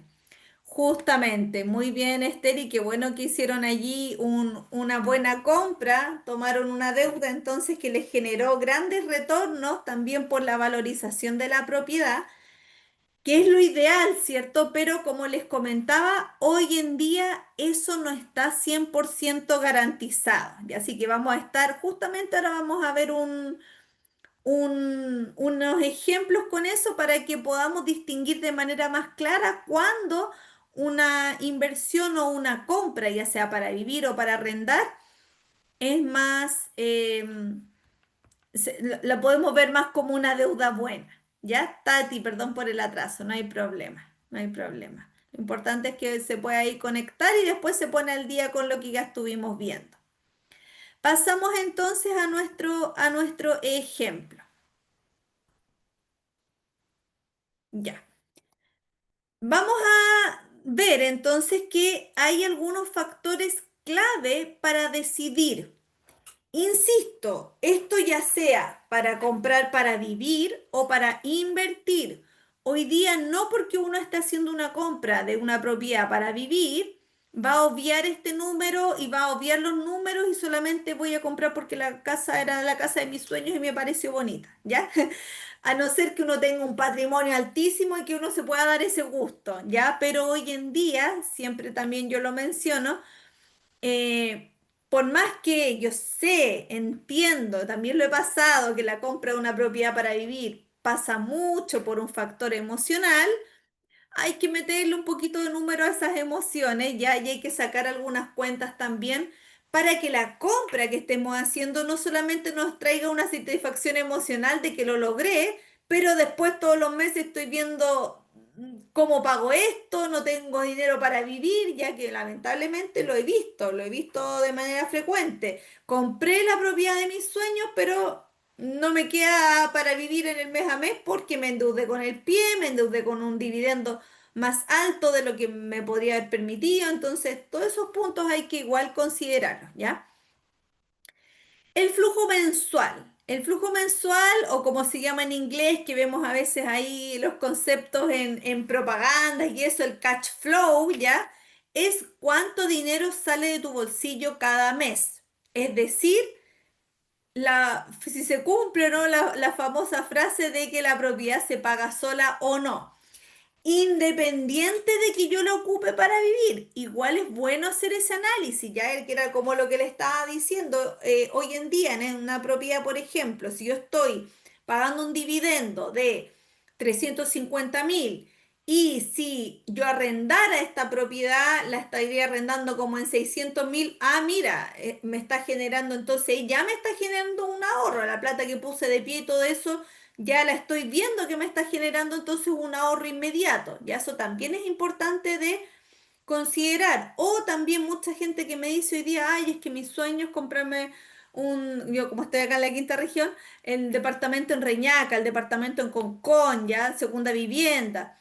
Pero resulta que ese dividendo sale a veces como 1.000.000 de pesos porque los departamentos, los precios están disparados y si lo arriendas, lo vas a arrendar en 500 uno de dos dormitorios, por ejemplo. Entonces ahí se fijan que va a depender mucho de cada situación, ¿ya? Y otro punto importante es la plusvalía. Saber cómo está la plusvalía de esa propiedad, si se está valorizando o no en el tiempo. Porque esa plusvalía, como hoy Esther ahí nos comentaba recién, nos estaba compartiendo que ella compró una propiedad en un monto, que hoy día ese monto y esa valorización de la propiedad se triplicó prácticamente. Hoy en día, lamentablemente, eso ya no está garantizado. Antes como que casi que cualquier compra inmobiliaria era buen negocio. Hoy en día no. Entonces tenemos que estudiar, revisar, anticiparnos a si esa propiedad se va a valorizar en el tiempo. Porque quizás si me estoy quedando con un flujo negativo, quizás compré una propiedad y chuta, tengo que poner 50.000 pesos todos los meses, pero bueno, la propiedad está subiendo de precio, está en una zona que se está consolidando, sé que las propiedades han subido a lo que yo compré, si hoy día vendiera ya vendería más caro, entonces bueno, igual hay una plusvalía ahí que es relevante también de considerar en el análisis, ¿ya? Factores adicionales también. La flexibilidad. Estamos viendo ahí primero el factor que acepta, que influye de manera directa, ¿ya? Pero también hay otros factores que también son importantes de considerar. La flexibilidad. ¿Qué tan fácil puedes cambiarte o qué tan fácil puedes venderse en caso de que lo requieras? ¿Ya? Si el dividendo es mucho más alto que el arriendo y además sumamos a que la plusvalía de la comuna no es muy alta, probablemente comprar para vivir ahí no sea tan conveniente, ahí ya no sería una tan buena idea, ¿ya? En cambio, si el dividendo es igual o menor que el arriendo y además estoy haciendo una compra en una comuna con buena plusvalía, ahí sí tiene más sentido comprar. Entonces es importante que tengamos este análisis, ¿ya? Presentación del caso dice ahí entonces. Vamos a ver dos casos reales de propiedades y juntos vamos a decidir en cuál conviene más comprar y en cuál conviene más arrendar. No se preocupen porque los cálculos se van a hacer ahí en la pantalla. Ya vamos a ir viendo entonces más en relación a la decisión. Así que no es importante que estemos ahí con la calculadora en mano. Vamos a ver entonces una comparativa de casos reales. Ya, si se fijan ahí aparece un departamento y una casa. ¿Ya? Vamos a ver entonces, vamos a partir por el departamento. El caso A es un departamento nuevo en la Florida, ¿ya? Que está con precio oferta de descuento, que nos están ofreciendo un precio de 2.600 UF. Vamos a considerar que hay que aportar un 20% de pie. Ahí sí. Y entonces el dividendo estimado con las condiciones actuales, porque estamos con un beneficio ya actualmente que se llama el subsidio al dividendo, que lo que está haciendo de manera concreta es rebajar las tasas de crédito hipotecario para las propiedades nuevas bajo las 4.000 UF, ¿ya? Entonces, si antes estábamos viendo tasas de un 4,5, 5%, ya con este subsidio al dividendo nos va a quedar una tasa de entre un 3,4 3,8%. ¿Ya? Entonces estimaríamos que con el 20% de pie nos quedaría un dividendo de aproximadamente 500.000 pesos. ¿Ya? Con esta tasa actualizada. Pero, ¿qué es lo que ocurre? Que este arriendo lo vamos a encontrar muy probablemente por un valor aproximado de 300.000 pesos. ¿Ya? ¿Cómo revisamos eso? Les voy a dar ahí un tip, ya que es lo que me estaban preguntando ahí también recién.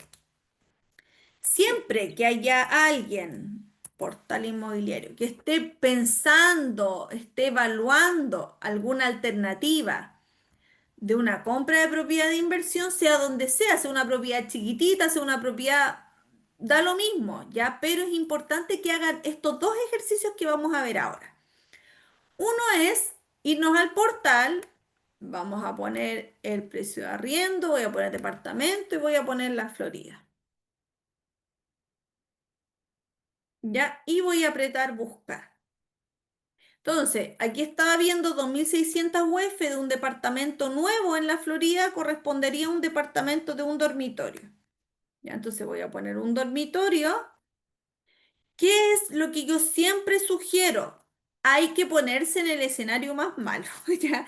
Es mejor sacar la cuenta, decir, a ver, ¿cuál sería el precio más bajo que me podrían pagar de arriendo?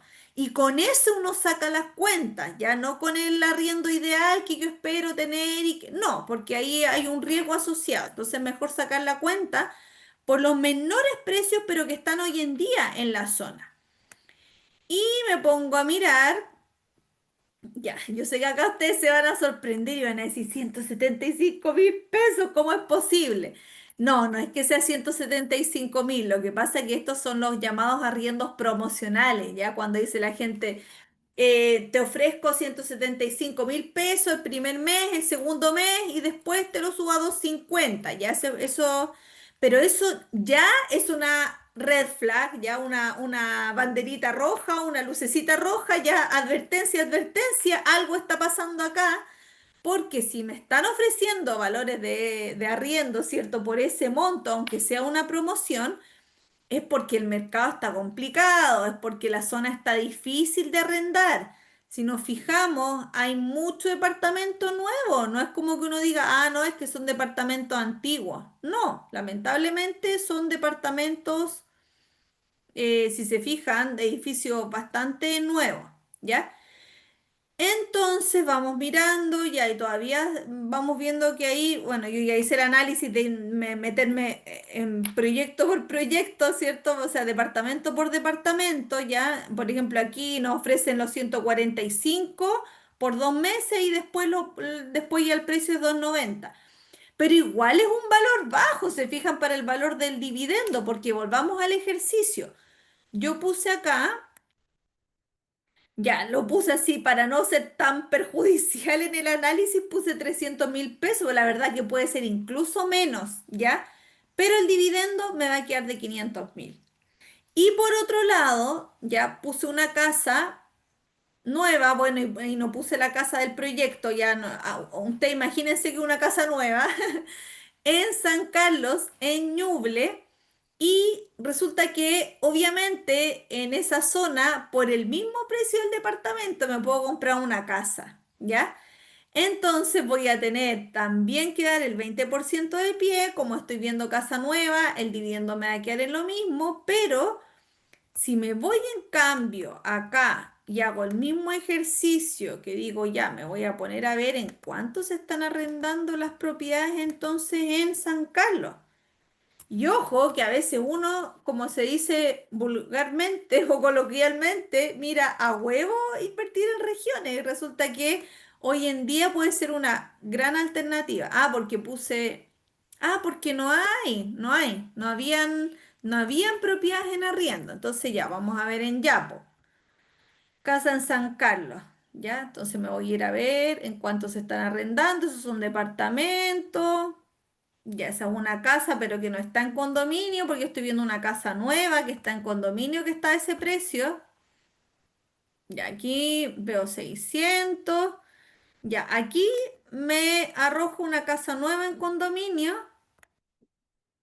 ¿cierto? Ya era parecida a la que yo estaba viendo, a la que estaba cotizando de propiedad nueva. Ya que no me voy a poner a mostrar la casa y no después van a pensar que le estoy haciendo promocional inmobiliaria.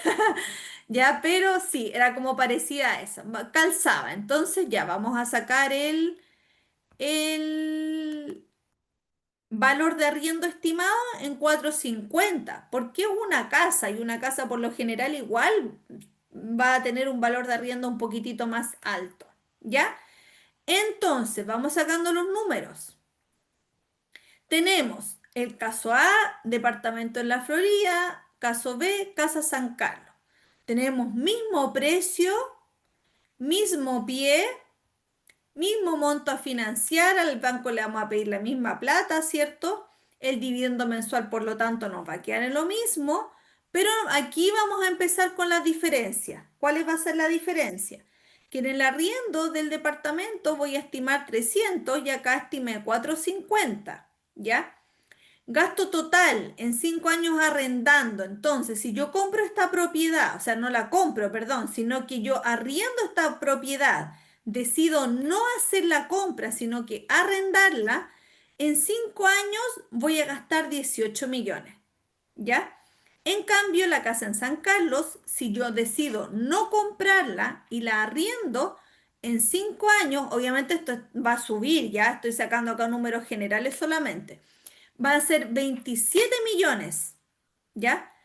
Gasto total en 5 años comprando. En cambio, si los 500.000 pesos sabemos que va a subir por la UEF, ya, pero es para sacar números generales. Si pago, en cambio, el dividendo de los 500.000 pesos por 5 años, voy a pagar 30 millones acá, 30 millones también en la casa de San Carlos. La plusvalía anual. Este es otro punto que hay que considerar. ¿Cómo se saca la plusvalía anual? Hay algunas páginas que son de pago, ¿ya? Pero para simplificarnos la vida, les voy a mostrar una opción gratuita, ya que voy a poner acá en la Florida. Y la plusvalía de verdad que hoy día es muy importante porque nos va a decir cómo se están comportando los precios en la zona, ya en la comuna, perdón, porque recuerden que la plusvalía es por comuna, ya no es por sector. Entonces, ¿qué es lo que vamos a hacer? Me metí a TokTok, ¿cierto? Puse la Florida, comprar departamento y me voy a meter a ver cualquier proyecto de la Florida, da lo mismo, porque la plusvalía es por comuna. Entonces, en cualquier proyecto que me meta, voy a ver el mismo resultado, ¿ya? Entonces, me metí acá a ver un proyecto nuevo en la Florida.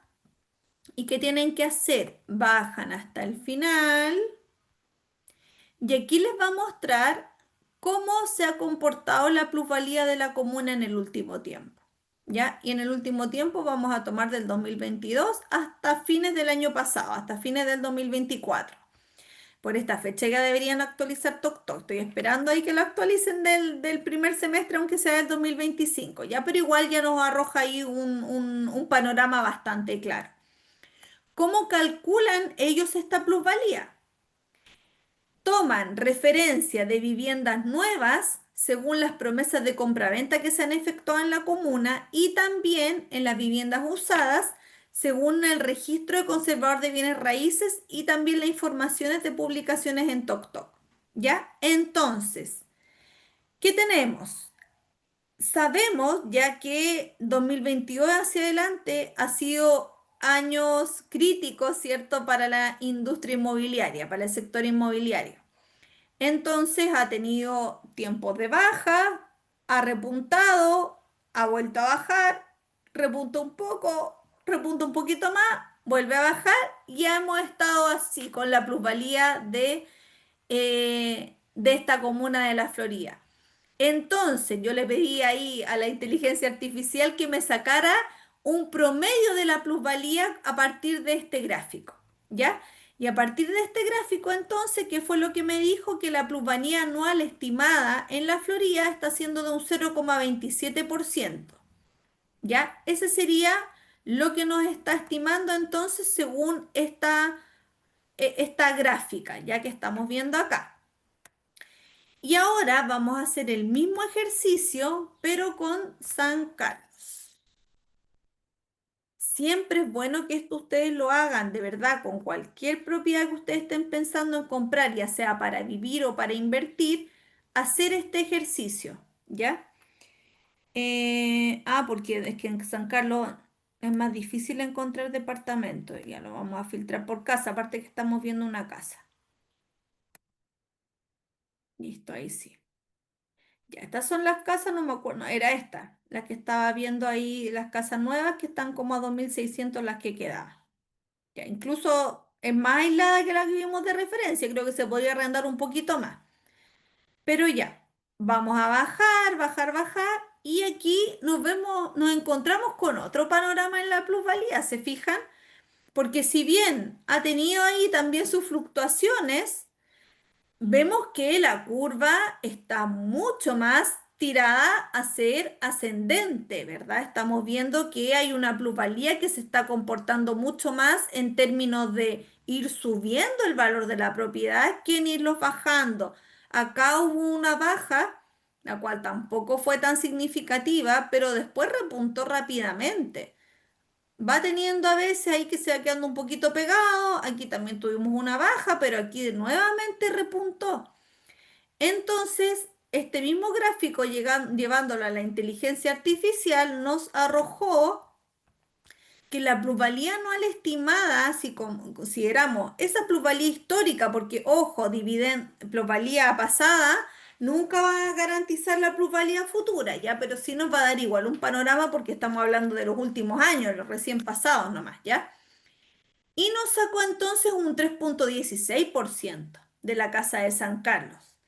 ¿Qué quiere decir esto? Que ¿cómo se valorizaría esta propiedad? Por ejemplo, en 5 años, 97 millones aproximadamente nos subiría de precio, ¿cierto? El departamento de la Florida, que costaba al día de hoy los 96 millones 200. Pero en San Carlos se nos sube bastante más el precio. Ya estamos viendo acá ya una valorización por sobre los 111 millones de pesos, estimando que se comporte de manera similar. Eso significa que la ganancia por plusvalía del departamento de la Florida superó un poco el 1,3 millones, mientras que la casa de San Carlos supera los 15 millones de pesos, ¿ya? Y el saldo de capital pagado aproximadamente en 5 años serían como de 9 millones en cada caso.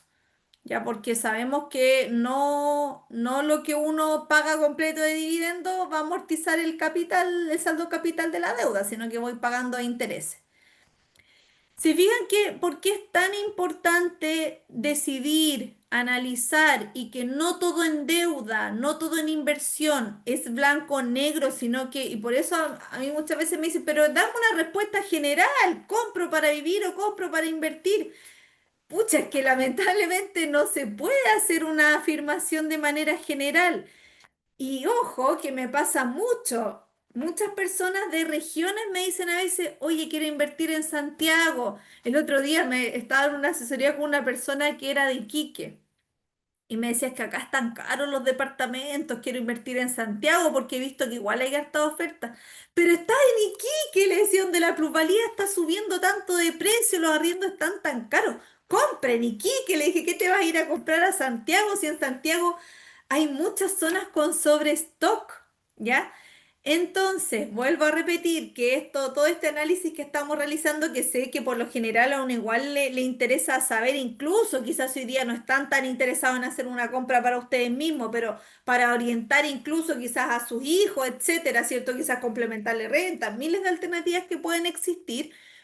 Es importante porque se fijan que el mismo crédito hipotecario por el mismo monto, misma tasa, mismo dividendo, nos genera, fíjense en la diferencia, patrimonio neto estimado después de 5 años, nos genera un saldo a favor acá de 10 millones aproximadamente entre el saldo capital pagado más la ganancia por plusvalía, pero acá en cambio es más de 24 millones, o sea, la diferencia entre la decisión de compra de una opción u otra es muchísima, es mucha. Y eso que acá no estoy considerando también el riesgo de vacancia, ya que también es un punto importante a considerar, ¿ya? Está em, bastante claro, ¿cierto? La diferencia entonces de una opción u otra. Y para cerrar este ejemplo, entonces vamos a aplicar lo aprendido, lo que estuvimos viendo recién. Y para eso vamos a hacer un ejercicio práctico, ya muy similar al que estuvimos viendo. Les voy a copiar entonces este link en el chat y pasamos entonces a... Ay, les gustó. Soy entiendo. ¿Aplica segunda vivienda? Sí, Fernando, aplica segunda vivienda. Excelente la clase, dice Mariana. Gracias. Es que esta es mi especialidad. Si bien la otra parte también obviamente la manejo porque es un análisis que se tiene que realizar de las finanzas personales, pero la inversión inmobiliaria y la compra de propiedades es ahí mi punto fuerte. Buen análisis, consulta, la plusvalía calculada es en UF, ¿correcto? No, no lo calculé en UF, Fernando. Ahí sería mucho mayor. Ahí sería mucho mayor también la plusvalía. Entonces, la calculé en pesos porque no tenemos cómo saber lamentablemente cómo se va a seguir comportando la UF. Entonces, por eso quise hacerlo de esa manera. Sí, excelente, nos dice Esther. Qué bueno que les gustó. Ya. Voy a poner ahí el link entonces para que, ya que les gustó tanto, lo apliquemos. Ya apliquemos entonces en ver este, gracias, dice Fernando. Apliquemos entonces en ver un ejercicio similar. Ya lo puse ahí y también voy a proyectar acá el otro código QR, misma instrucción anterior. Si pueden, se conectan, fantástico. Si no, no hay ningún problema. Ahí está el código QR. Así que les voy a dar ahí unos segunditos para que se conecten los que puedan.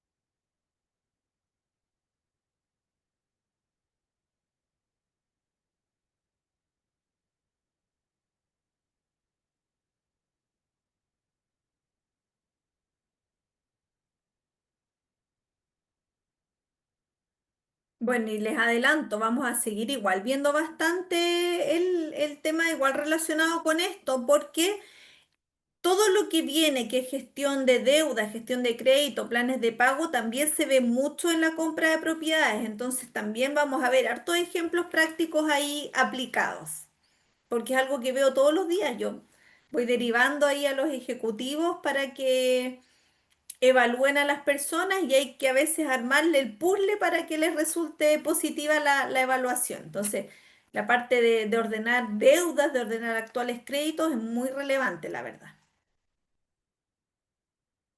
Ya, vamos a pasar entonces a la actividad.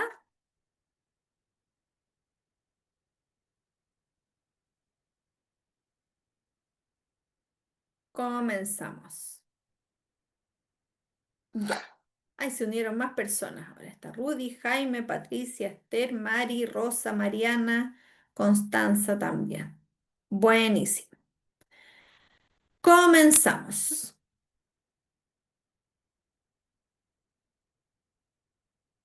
Ya. ¿Cuál de las siguientes afirmaciones sobre la plusvalía y patrimonio neto después de 5 años es correcta? A. En la Florida, la plusvalía es mayor que el capital pagado, mientras que en San Carlos la plusvalía es menor que el capital pagado. B. El patrimonio neto estimado en San Carlos es más del doble que en la Florida. C. La plusvalía en la Florida después de 5 años supera los 10 millones. O D. El valor total de la propiedad en la Florida después de 5 años es mayor que en San Carlos. Les voy a poner ahí brevemente una ayuda a memoria con la tablita, ya porque seguramente no se lo aprendieron de memoria. Entonces ahí para que rápidamente para que lo puedan recordar.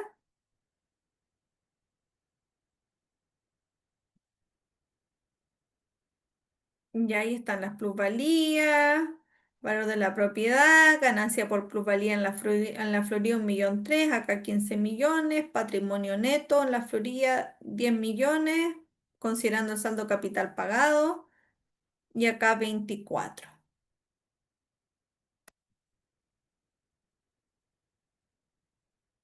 Ya, voy al chat entonces viendo cuál sería la correcta. Ay, primera vez que me uno a esta clase con este tema central, súper interesante, gracias. Qué bueno, Regina, me alegro. Vamos entonces por Mariana la opción 2, Tati la opción 2, Gustavo la 2, Regina también, Génesis también y Patricia también.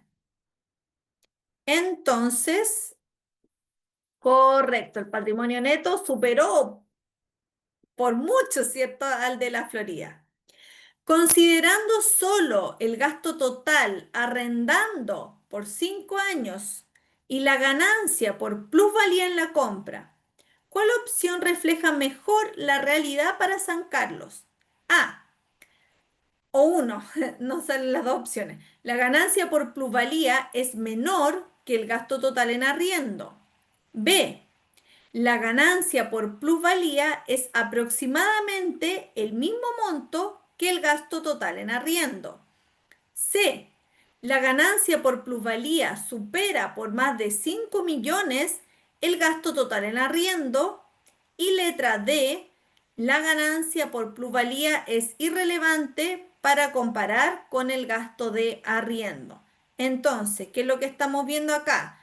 Gasto total arrendando 5 años y ganancia por plusvalía. ¿Ya? Y estamos hablando de San Carlos. Gasto total arrendando nos dio 27 millones, ¿ya? Y la plusvalía en 5 años nos dio 15 millones. Ahí está claramente entonces una comuna donde conviene más comprar que arrendar, ¿verdad? En este caso para la casa de San Carlos. Ya repito, entonces estamos viendo el gasto total arrendando es de 27 millones, 5 años, mientras que la plusvalía es de 15 millones, un poquito más. Ya,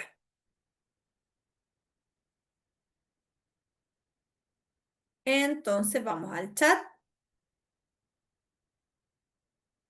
Ya. Y acá nos dice entonces Mariana la 3, Génesis la 3, Tati la co 3, Gustavo 3, Regina co 3 también que corresponderían a la misma alternativa. Ay, a ver, ¿por qué dice la ganancia por plusvalía supera? Ay, no alcancé a revisar. A ver, a ver, a ver, a ver. Voy a ver después cómo me puedo devolver. Ya, lo vemos enseguida. Ya lo vamos a revisar enseguida. terminemos con la 3 y me voy a revisar la 2.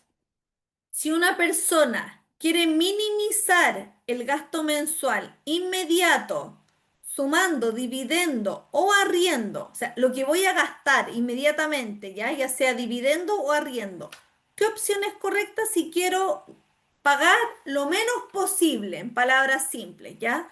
Ya sea en dividendo o arriendo, pero la verdad es que voy a tomar la decisión por lo que me implique menos gasto, ¿ya? A. En San Carlos es mejor arrendar porque el arriendo es menor que el dividendo. B. En la Florida es mejor comprar porque el dividendo mensual es más barato que el arriendo. C. En la Florida es mejor arrendar porque el arriendo es más barato que el dividendo. D. En San Carlos es mejor comprar porque el dividendo mensual es más barato que el arriendo. Ya, aquí está medida tramposa también, quizá algo así también pasó con la anterior. Ya esto se va generando automáticamente, pero para darles el contexto, vamos a ver cuál es la opción que me permite minimizar un gasto mensual inmediato. ¿Con cuál de estas alternativas yo gastaría el menos dinero posible en esa alternativa? Ya vamos a orientarlo de esa manera. ¿Con cuál pongo menos dinero todos los meses, independiente de que sea arriendo o dividendo? Ya, y acá entonces todavía no hay respuesta. La 3 nos dice Patricia. Esta es la 4. Tati nos dice la A o 1. Ya, fíjense, voy a repetir de nuevo la idea. Quiero ver cómo pongo menos plata todos los meses de mi bolsillo en el fondo. ¿Cuál es la opción con la que gasto menos? Arrendando en la Florida, arrendando en San Carlos, comprando, pagando dividendo en la Florida o pagando dividendo en San Carlos, en palabras simples. ¿Cuál sería la alternativa entonces que me permite gastar menos? Está peleada ahí la alternativa. C, D, 2, 4, C, 4. Ya, recuerden, el objetivo de la persona es minimizar gasto mensual. ¿Cuál era la opción más barata? ¿Qué era lo que me salía más barato de todo? ¿Arrendar o pagar dividendo? ¿En la Florida o en San Carlos? A ver, veámoslo así, sin alternativa. Escriban ahí, ¿cuál era la opción más barata que existía de todas? ¿En cuál iba a minimizar un gasto mensual inmediato? Que no significa que vaya a ser la mejor alternativa, pero ¿con cuál opción gasto menos dinero todos los meses? Ahí va, por ahí va. Arrendar en la Florida, ¿cierto? Sería arrendar en la Florida. Exacto, estamos hablando de que lo más barato, si yo quiero minimizar mi gasto en vivienda inmediato, no me estoy fijando en plusvalía, no me estoy fijando, sino que quiero gastar lo menos posible. En ese caso, sería entonces la opción de arriendo de la Florida, porque era 300.000 pesos, era lo más barato.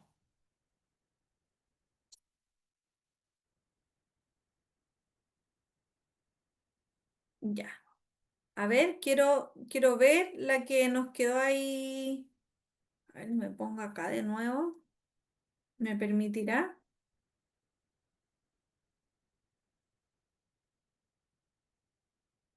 ¿Me permitirá? Quiero ver si qué pasó con la número 2 para que no nos quedemos con la duda, porque hasta yo me quedé con la duda. Ya, aquí habíamos puesto que la correcta era la 2. Ya, aquí vamos a revisarla de nuevo. Ya, pusimos que la ganancia, a ver, dice, la ganancia por plusvalía es menor que el gasto total en arriendo. Ganancia por plusvalía, ya me voy acá a la ganancia por plusvalía, 15 millones, gasto total en arriendo es 27 millones. Esa era la correcta. La ganancia por plusvalía es menor que lo que se gastó arrendando, 27 millones, porque estamos hablando de la propiedad en San Carlos. Esa era entonces la correcta, ahí estaba. Ese era el que nos había quedado ahí a media, no tan correcto, ahí con algo a analizar. Entonces ya, ahí estuvimos viendo la actividad y bueno. Riesgo de la deuda de inversión, ¿ya? Vimos ahí ejemplos de los créditos hipotecarios, vimos ahí entonces el ejemplo de la inversión inmobiliaria, pero como dice ahí, como vimos en los ejemplos de crédito hipotecario, incluso una deuda que en el papel parece buena, como aquella destinada a la inversión, puede convertirse en una deuda mala si no manejamos todos los factores que la rodean, como lo que estuvimos viendo recién. ¿En cuánto puedo arrendar realmente? ¿En cuánto está la plusvalía de la zona? ¿Ya? Lamentablemente no basta con tener la intención o la motivación de adquirir un crédito para algo bueno si desconocemos al 100% el área donde vamos a invertir o llevándolo a un negocio, ¿cierto? Si no desconocemos, a veces hay personas que se endeudan para empezar un negocio nuevo desde cero, un negocio que no conocen, ¿ya? O incluso si la conocemos, pero no evaluamos bien todos los riesgos asociados y estamos siendo muy optimistas, porque a veces también uno peca de ser demasiado optimista, ¿ya? Entonces podemos encontrarnos con escenarios que afecten nuestra rentabilidad y nuestra tranquilidad financiera. Toda deuda, incluso la que consideramos buena, va a conllevar riesgo. Y la clave es simple: estudiar, entender y anticipar antes de firmar cualquier compromiso. Me pasa mucho que a veces las personas ven después o agendan la asesoría después de que firmaron una promesa de compra-venta.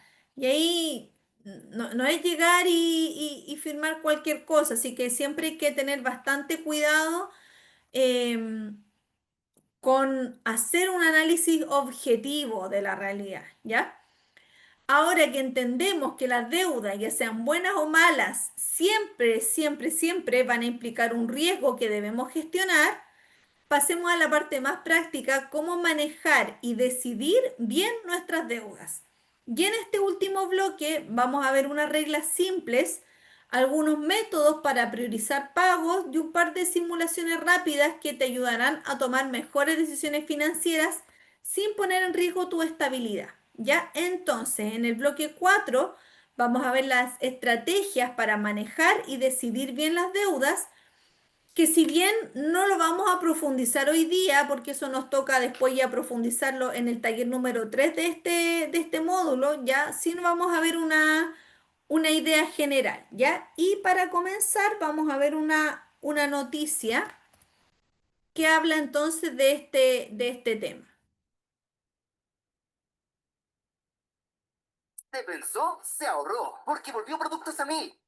Ya, vamos a saltarnos la publicidad. Ahí sí.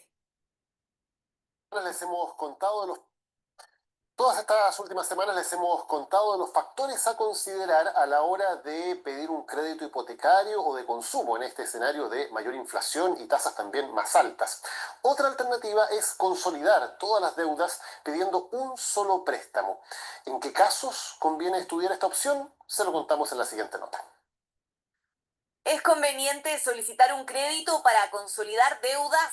¿Le están ofreciendo uno? ¿Sabe en qué fijarse? ¿O es lo mismo refinanciar que repactar? Salimos a la calle con este economista que disipó las dudas de los ciudadanos. ¿En qué se fija para poder tomar un crédito? Dependiendo de la capacidad de pago que tenga en el momento, los intereses sin duda, y también el tiempo. Si hay una buena capacidad de pago en el menor tiempo posible para terminar con esa deuda. Abel está informado, punto para él. ¿Y usted ya hizo todas las consultas necesarias? ¿Sabe qué factores debe considerar antes de tomar una decisión? Y a todas las personas que vayan a solicitar un crédito tienen que fijarse en el CAE, la carga anual equivalente. Porque esa carga anual equivalente incluye la tasa de interés, pero además también todos los costos operacionales. Y se da muchas veces en que a lo mejor el banco, la institución financiera que entrega una tasa menor, ¿cierto? Puede salir una cuota mayor. porque dentro del CAE se incorporan los gastos operacionales o de mantención, que muchas veces encarecen demasiado el costo del crédito. Ahí podría haber diferencias importantes entre los bancos. Es que si no se está informado, es probable que ese préstamo incluso termine perjudicando aún más su economía. ¿Qué más debe evaluar? La naturaleza de su deuda. Por ejemplo, si son deudas de tarjetas de crédito, sin duda conviene porque las tasas de interés de las tarjetas de crédito son mucho más altas que las deudas de un crédito de consumo, por ejemplo. Si son deudas de líneas de sobregiro de la cuenta corriente, también conviene. Entonces, según este experto, los créditos de corto plazo convendría reestructurarlos con un crédito de consumo. En otros casos, preste atención, no es lo conveniente. Ahora, pedir un crédito de consumo para refinanciar o cubrir o reestructurar un crédito hipotecario o lo que quede de un crédito hipotecario es mala idea, porque en general las tasas más bajas de todos los créditos que existen son las tasas de crédito hipotecario. La sugerencia es siempre cotizar y entender qué tipo de crédito estoy solicitando y qué operación intento concretar, porque, por ejemplo, no es lo mismo repactar que refinanciar. ¿Qué tipo de crédito pediste, Vanessa?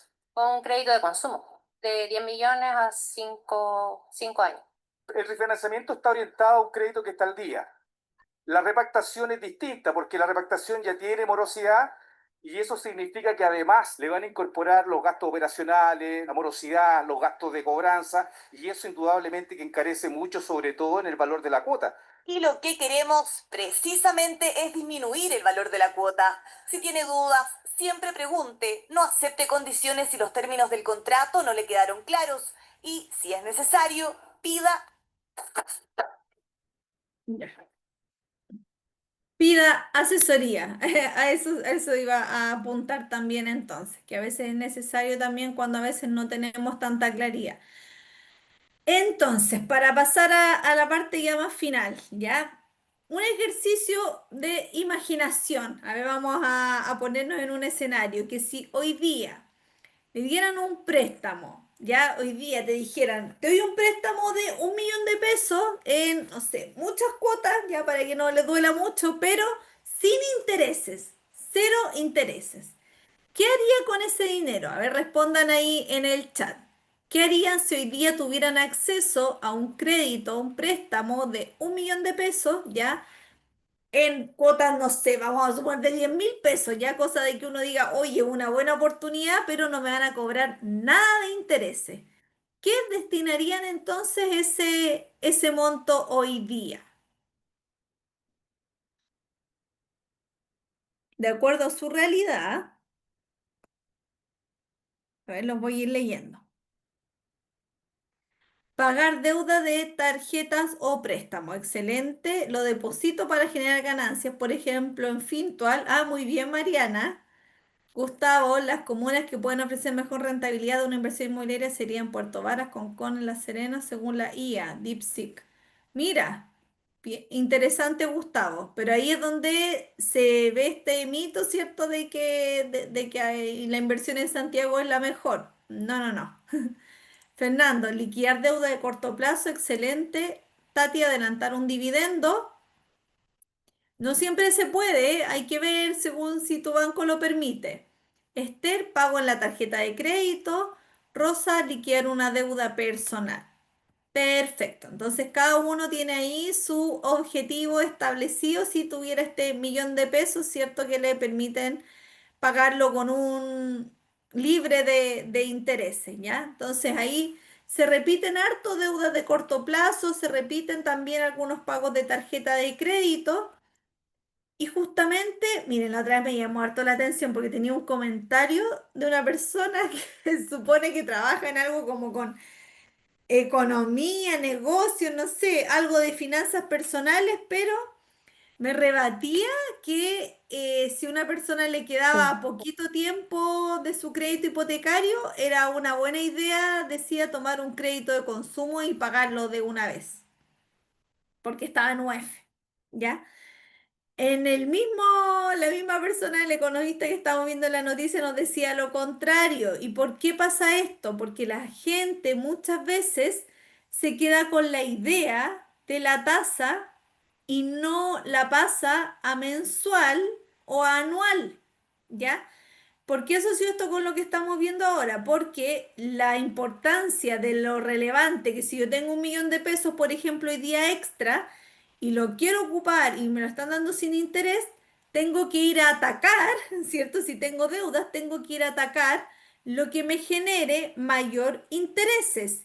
Y muchas veces no tenemos eso tan claro, muchas veces no tenemos esa parte tan de las deudas que tenemos, cuáles son las deudas más caras que tenemos. Sí sabemos cuál es el mayor monto de la cuota, cuál es el mayor monto total de la deuda, ¿cierto? Pero no siempre tenemos tan claro cuánto estoy pagando de intereses por esas deudas, ¿ya? Entonces, bueno, ahí estuvimos viendo que me dijeron distintas opciones: pagar deuda, otro invertirlo, guardarlo para emergencias, también podría haber sido un punto, o gastarlo en algo que quiso. Entonces, en ese sentido es importante que antes de tomar algún tipo de crédito, ya según lo que vimos también al comienzo de la CMF, como les dije, no es tan estricto y hay algunas personas que dicen 20, otros 25, pero por lo general, antes de que ustedes vayan a adquirir una deuda, la idea es que todo mi total de cuotas mensuales de pago de deuda, ya sea tarjeta de crédito o crédito de consumo, ojalá sea de un máximo de un 25%, ya de los ingresos líquidos destinados a deuda, pero no estoy considerando ahí el hipotecario, ¿ya? Y el 75% sea para el resto de los gastos, que serían las necesidades básicas, que ahí podría estar un dividendo o arriendo, ahorro y otros gastos asociados. Entonces, si alguien gana 800.000 pesos, el máximo que debiese pagar en cuotas sería ojalá de 200.000, ¿ya? Entonces hay que ir haciendo ese cálculo, ¿ya? Estrategias para ordenar deudas. Como les dije anteriormente, esto lo profundizaremos en el taller 3 de este módulo, ya que es algo que yo veo muy frecuentemente también para las personas que a veces se quieren organizar para un hipotecario, ver cómo se planifican, ¿cierto? Y está la opción de ordenarlas por tasa de interés para pagar primero las más caras, o también puede ser que decida ordenarlas por monto si se quiere reducir el número de deudas rápidamente, que esa es una estrategia también que vamos a estar revisando de cómo se realiza. Hay algo que parece que acá era que no lo bajé. A ver, ahí está, esta era. Aquí era lo que me faltaba. Y dije, algo me falta. Ya. Fíjense, dice acá, tipo de deuda. Está la tarjeta de crédito que nos arroja intereses rotativos cuando hacemos estas famosas pagos de sin cuota o en una cuota y después no la pagamos completa, ¿ya? Están también los créditos de consumo y están los créditos hipotecarios. Era para terminar la idea de lo que le estaba explicando recién. Por ejemplo, si tengo un monto pendiente en la tarjeta de crédito con interés rotativo de 350.000 pesos, muy probablemente, obviamente que va a depender de las condiciones de la tarjeta, ya, pero es muy probable que la tasa de interés sea de aproximadamente un 3% mensual. Cuando esto se pasa a estos intereses rotativos, ya cuando, ay, lo pedí en cuotas sin interés, pero resulta que al final no lo pagué en las cuotas sin interés, sino que dejé ahí una parte y voy pagando el mínimo o voy abonando en la tarjeta, pero no voy pagando el facturado, ya por lo general, esto es más o menos la tasa que nos aplican, como de un 3% mensual aproximadamente. En un crédito de consumo, ya hoy en día, si encuentro un crédito con buenas condiciones, ya así, en condiciones extraordinarias, ya podría ser que el crédito de consumo más barato que uno podría encontrar hoy en el mercado sea como de un 1% mensual. Ya esa sería una condición. Y un crédito de consumo, la verdad que está un poquito más bajo que esto, ya, pero igual puso un promedio ahí conservador de un 5% anual. Insisto, está más bajo que esto, pero quise poner un promedio, ¿ya? Y eso es lo que las personas se confunden, porque la otra vez me decía, me porfiaban ahí y decía, oye, por la tasa de crédito de consumo es de un 1%, pero es mensual. Entonces, si yo paso a la tasa de crédito de consumo mensual, la paso a anual, la mejor tasa me va a quedar en un 12% anual. ¿Cómo voy a comparar eso entonces con un crédito hipotecario que no en las mejores condiciones me están cobrando un 5% anual? No tiene sentido, duplicaría los intereses, ¿verdad? Entonces, por eso es importante tener claridad de esto, de la tasa de interés que tiene cada producto.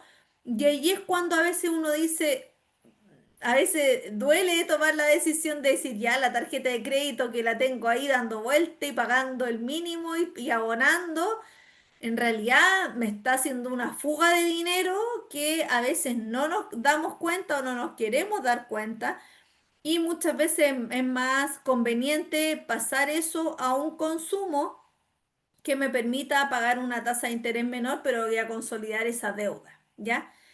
Entonces, dice ahí, 3 preguntas clave antes de endeudarse, antes de adquirir una deuda. Primero, pensar si eso que voy a adquirir me genera un retorno o me genera valor, ¿ya? Si puedo pagar esa cuota sin comprometer mis necesidades básicas, ya si voy a poder hacer igual las compras del súper, puedo pagar los gastos básicos, puedo pagar mi arriendo, dividendo, ¿ya? Y si entiendo completamente la deuda, la tasa, el plazo y los costos, porque insisto, a veces estos créditos me dicen 1%, 0,8, suena como súper poquito, suena como que casi que no están regalando el dinero, pero la verdad que no es tan así. Si lo pasamos de esta tasa de interés mensual anual, se hace bastante significativo.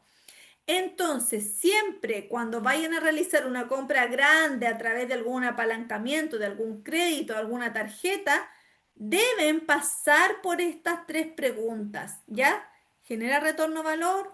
¿Puedo seguir viviendo en el fondo? ¿No compromete mis necesidades básicas?